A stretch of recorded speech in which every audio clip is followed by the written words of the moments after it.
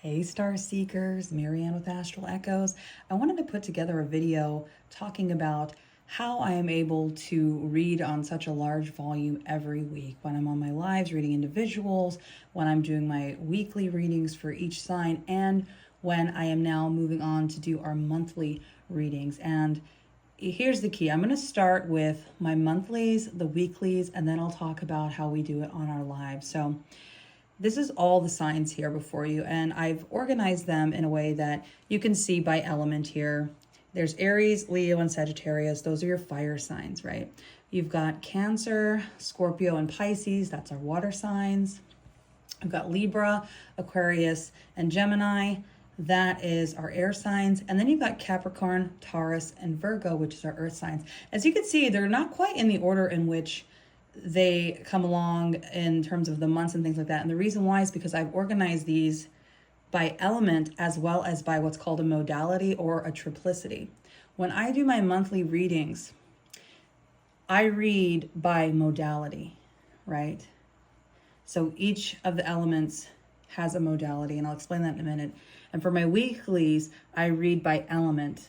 So we'll do the fire. So like Fire Fridays, I'll do all the fire signs. Water Wednesdays, I'll do all the water signs. Sat Air Day, I'll do all the air signs. And then, of course, we have Earth Thursdays, which I'll do the earth signs. And the reason is because there's similarities in the signs in that way, too. The key to preserving your energy while you're reading, because it is very exhausting, is to not sort of shock your system with different types of energies. So because the elements are very similar, the energy flows as you're reading to the next, to the next, to the next. Same thing with like the modalities, and I'll explain that in just a moment, but it's very similar energy. And so it's not such a shock to your system. Your brain's not working overtime to make fast switches and things like that. So let's get into it a little bit more. So modalities or triplicities, depending on whenever you came to the game and learning about these, we're going to call them modalities. Basically, each zodiac sign falls under one of these three. It's cardinal, fixed, and mutable. So these are the cardinal signs, these are the fixed signs, and these are the mutable signs. It's not about the elements. Instead, modalities are more describing the style of how each sign takes action and moves through life. So example, cardinal signs, that's Aries, Cancer, Libra, and Capricorn. These are the initiators. They spark new beginnings, they drive change. This is the kickstarters. Boom, they're ready to act, right? Fixed signs, that's going to be Leo, Scorpio, Aquarius, and Taurus. They're like stabilizers. They maintain, they protect, and they build. These so like it's almost like running a business. These guys will kickstart with action, make it happen. These guys will stabilize it because that's a lot of energy going out there. I'm like, okay, well, let's do the day-to-day. So that's like the slow growth over time, right? Doing hard work. And then you have our mutables over here. That's going to be Sagittarius, Pisces, Gemini, and Virgo. These are the adapters. They flow, they shift, they transform with the times, right? So this is very, making it happen. Let's go. These initiators. These are let's keep it moving, stabilizing it, making sure it keeps going and continuing on. And then we have our adapters going with the flow, shifting, changing with the tides, all that good stuff. So you feel the energy shift. When I do monthly love readings and monthly financial readings, that's why I like to read in this way, because these initiators react sort of very similarly. The stabilizers react very similarly. And the energy of our mutable signs is with the flow and the change is very similar. That way I'm not sort of jumping all over the place with my energy and sort of shocking my system. Because when we're reading, you're channeling, then it can get emotional as well. And then also you have to think with your mind and logic and reading the cards and what they mean and all of that stuff. So that's how I preserve my energy, by keeping similar signs with similar traits and qualities and the way they act together, so I'm not shifting gears and jumping all over the place if they were more individualistic, if you will. So let's talk about our initiators here with our cardinal signs. That's Aries, Cancer, Libra, and Capricorn.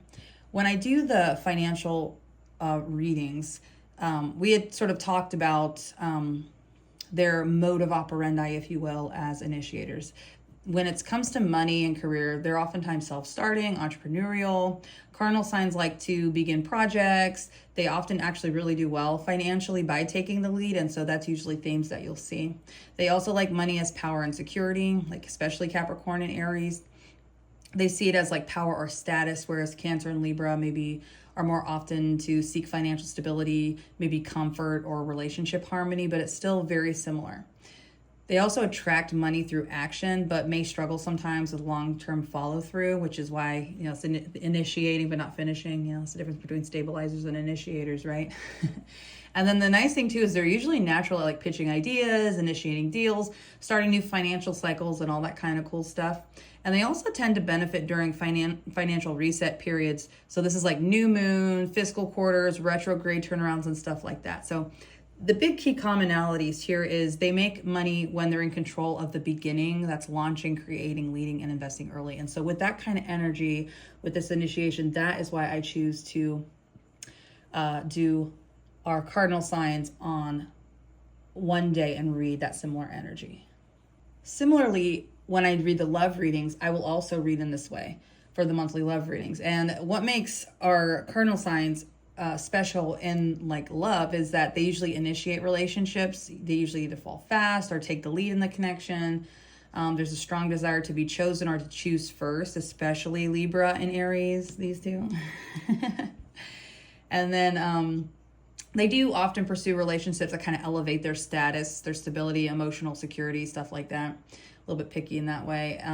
They are, so don't get me wrong though, they are romantic idealists at heart, but sometimes they do struggle with the maintenance phase unless emotionally invested. So again, it's that starting energy and may or may not stabilize. Other key commonalities kind of within the love aspect of cardinal signs is love is very much like a personal mission for these guys. They need it to mean something or move them forward, or they're not going to stick around. And so knowing that these similarities are here, that is why I choose to do my monthlies in this way. For our fixed signs, that's Leo, Scorpio, Aquarius, and Taurus.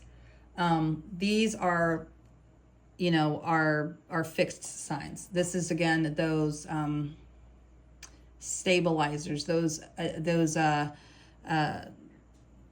builders, if you will. I'm going to call them builders because I'm going to talk about money here in a minute, but they're stabilizers, they're builders. So they'll start it, they'll build the foundation for it, and then these guys will adapt with the change over here, Mutable. But for the fixed signs, in terms of money, for them, money is security and control. They're very comfortable here. This is preferring stable income streams, long-term investments, and money as fixed assets. They do tend to hoard or hold on to wealth sometimes, even energetically, while I'm reading. And they are less risky and more strategic, which is nice when you're in that same energy. They often do have a slow build to wealth, but it does last longer than the other two modalities here. They do tend to have brand loyalty and steady careers that benefit them, and they do tend to benefit from compound wealth, like I said, over time. Another key commonality between the fixed signs is that financial mastery comes from their consistency. Like I was saying, it's resilience, it's long-term commitments. They're slow to pivot, but very deeply magnetic to earned wealth. So, be considering if you want a long-term sign just for you guys. Moving on to our love readings here. This might be the one for you, these stabilizers here. So you don't have to be an earth sign to be a financial stabilizer. That again, if y'all want to jump for the money, hey, you guys over here and over here, Leo, Leo, Scorpio, I'm so sorry, Aquarius, and Taurus would be the ones for you guys. Now, in terms of love, our fixed signs are intensely loyal. They do get deeply attached, and they are slow to let go. They might also be a little bit slow to like start a relationship as well, like be serious about one. But when they are deeply devoted. For them, love is about devotion, loyalty. They often desire proof of commitment too. Like you don't just say you love them, you need to actually prove it because they're very grounded in that way.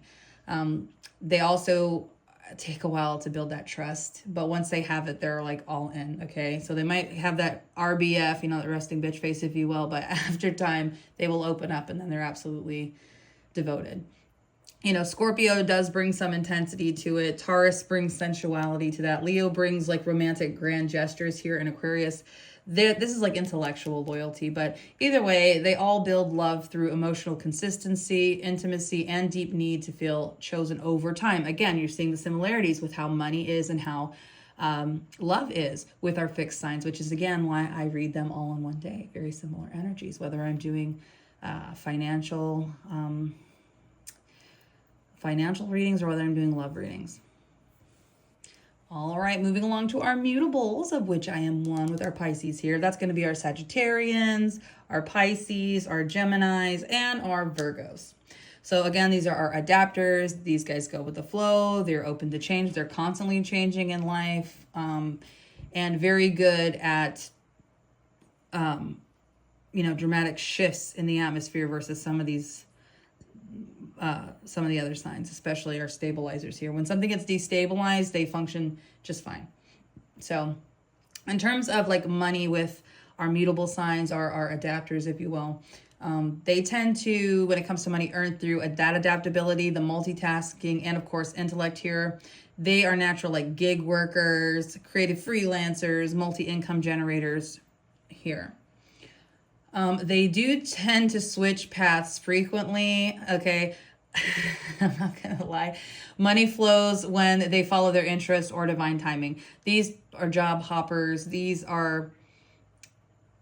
like divine inspiration comes to these signs and they just kind of go with it. And it does switch up time to time. Sometimes it's scattered, but intuitively, I feel like they understand timing, market shifts, and trends.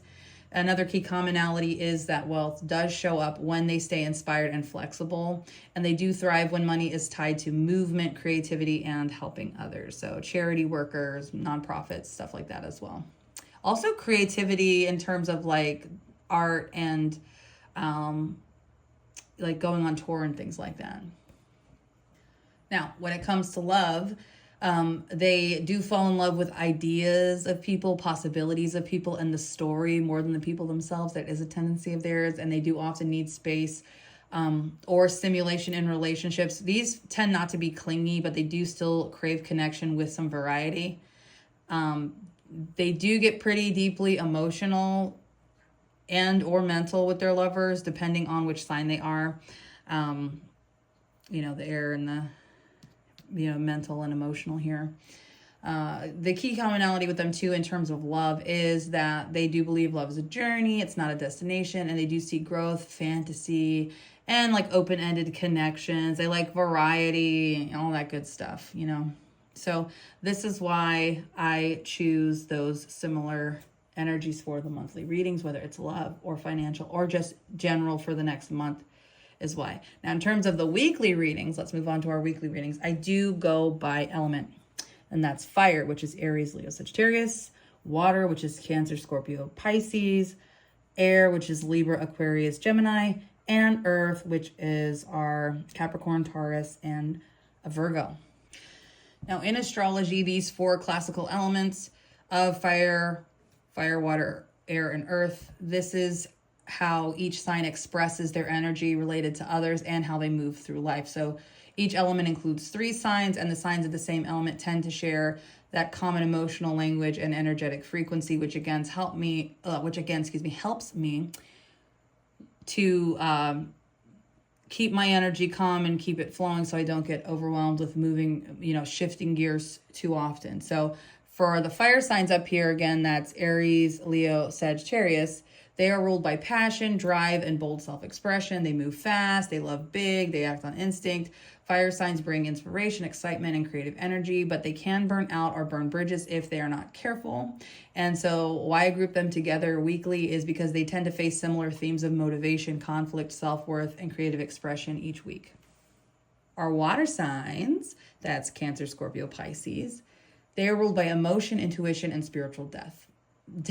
Oh my gosh, spiritual depth. Transformation. We'll talk about that in a minute too. But these signs, they feel everything. They're very empathetic, they're very nurturing, and often they're drawn to like artistic and healing kind of paths here. Water signs are the heart of the zodiac, but they also can drown in their own emotional tides if they don't have strong boundaries, which is always a key theme, is the dang boundaries. So the reason why these are grouped together is they do tend to move through emotional shifts, relationship energy, inner healing, and spiritual insight on a similar wavelength.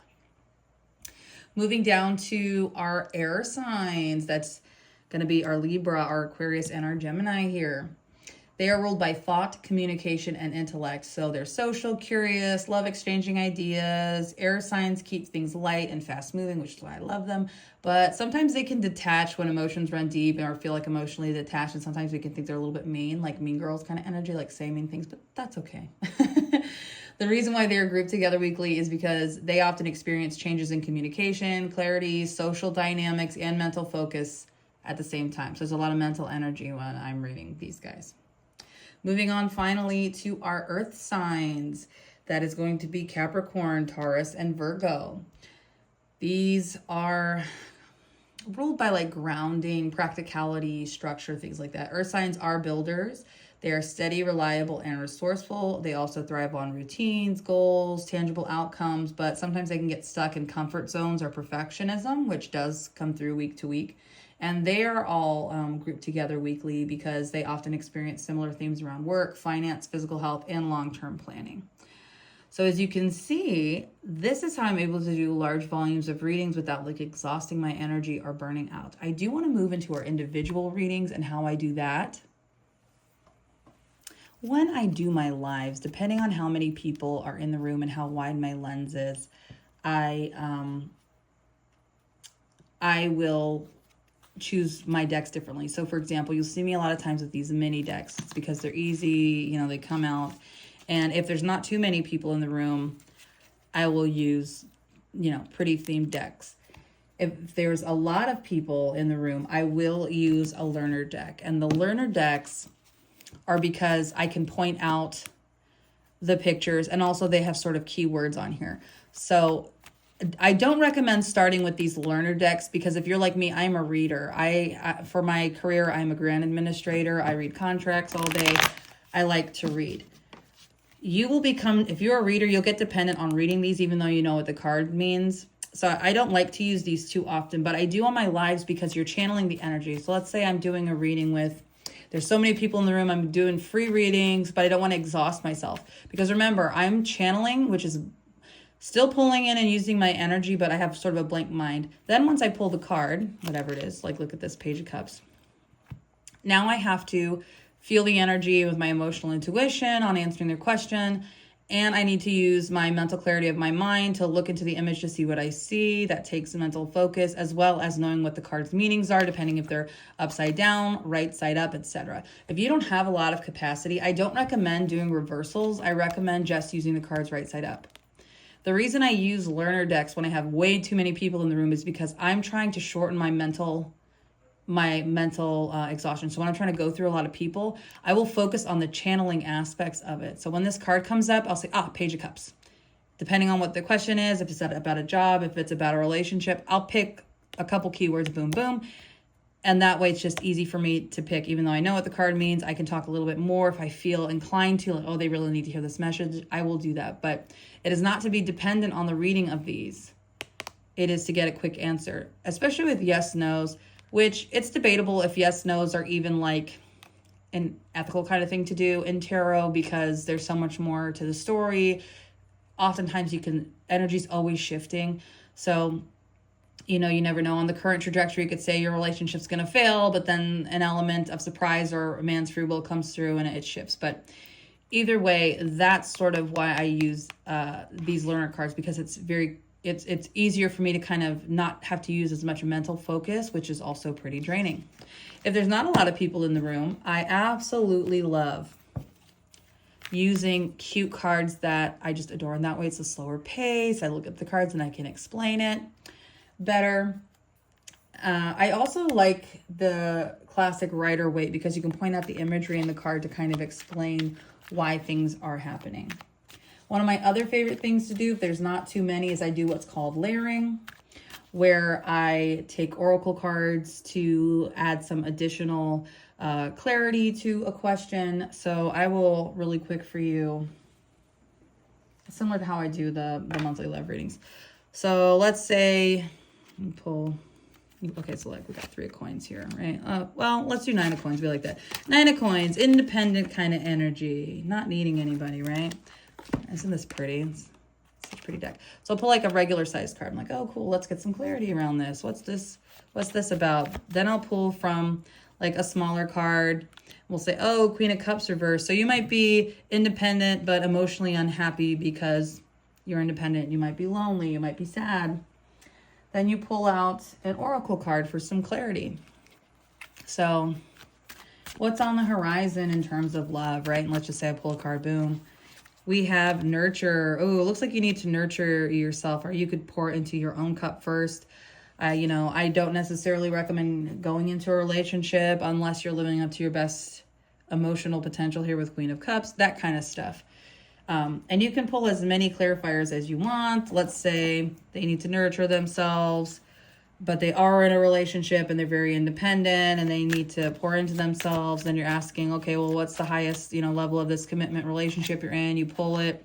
Look at this codependency, which, by the way, Queen of Cups reverse can also be codependency and needing to nurture yourself.